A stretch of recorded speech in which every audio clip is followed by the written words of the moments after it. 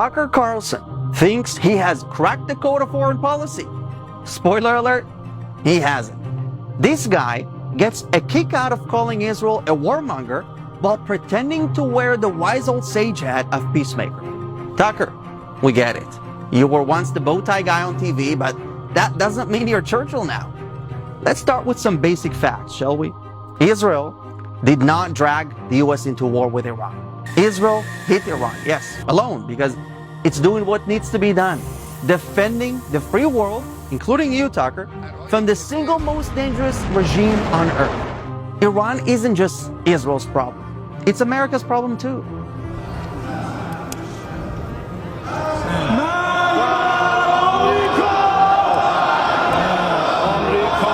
And it's funny how some people like to scream America first while staying dead silent about Iran's threat to America. Iran funds terror groups that kill Americans. This regime killed 241 Marines in Beirut. Iran tried to assassinate President Trump twice. They call America the big Satan and Israel the little Satan. Their missiles are not just built to hit Tel Aviv. They're meant for every Western country that opposes their radical ideology. But somehow, Tucker's main concern is Israel defending itself. Let me break this down with something every American understands. Imagine if your next door neighbor turned into a lunatic compound, training terrorists, building missiles, shouting death to America every morning like it's a national anthem or something, and plotting to assassinate your leaders, okay? And then another neighbor, without asking you for a single soldier or dollar, goes in and wipes out their weapons and terror chiefs. You wouldn't scold them. You would say, thank God someone had the guts to act. That's what Israel is doing. Cleaning up the mess before it reaches your front porch. Taking out the trash so America doesn't have to. You're welcome, Tucker. And then we've got Candace Owens, Twitter's self-proclaimed expert on everything, from theology to geopolitics. Feels like just a click away from accusing Israel of global mind control, right? She actually tweeted that America is a colony of Israel. You know what that sounds like?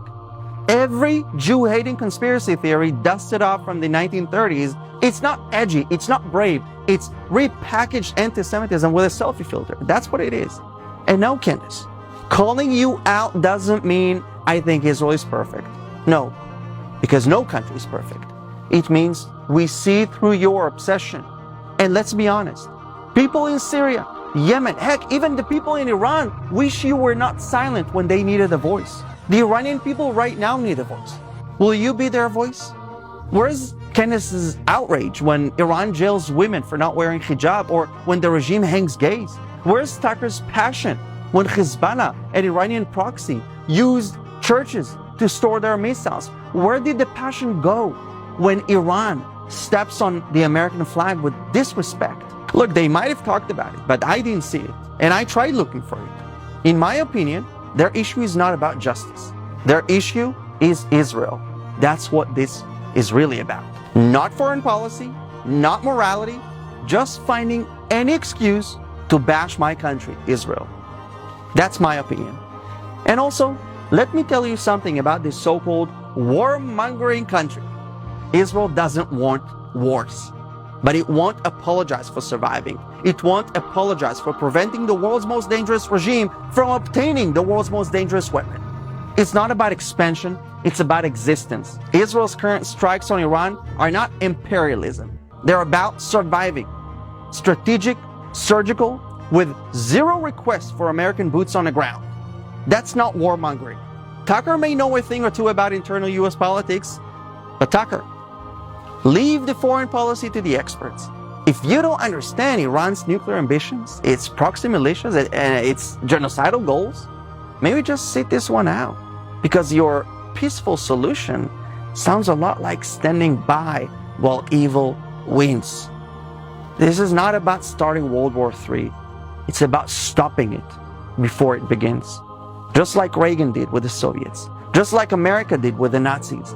Peace through strength, not tweets. Look, Tucker and Candace appear to be the champions of Western civilization. But then, they seem to have a problem with the one country in the Middle East that actually defends Western values. freedom, democracy, religious tolerance. In Israel, Muslims pray safely, even during war. Christians hold processions through the old city in Jerusalem. Women vote. People can have their opinion. People can protest if they want. So no, this is not about keeping America out of war. It's about keeping America alive. It's about keeping all of us alive. And the country doing the heavy lifting right now, it's not a colony. It's called Israel. If Tucker and Candace were America first, they would be thanking Israel, not slandering it. So here's my advice to Tucker. Trade in your self-righteous newsletter with some history books. Maybe crack one open on the Islamic Revolution, the Green Movement, Iran's nuclear program. Then come back and talk. Or don't. Silence might just be your wisest foreign policy yet.